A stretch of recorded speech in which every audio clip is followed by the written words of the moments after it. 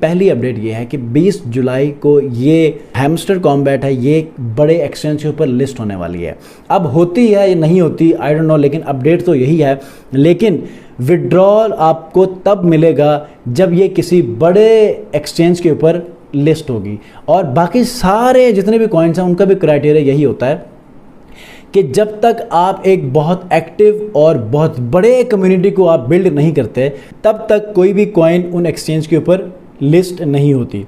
क्योंकि अब तक जो चीज़ें नज़र आ रही हैं, बहुत सारी कम्युनिटी इसके ऊपर एक्टिव है और डेली बेसिस के ऊपर अपने जो है वर्किंग कर रही है। इससे हमें अंदाज़ा यही होता है कि ये लिस्ट हो सकती है।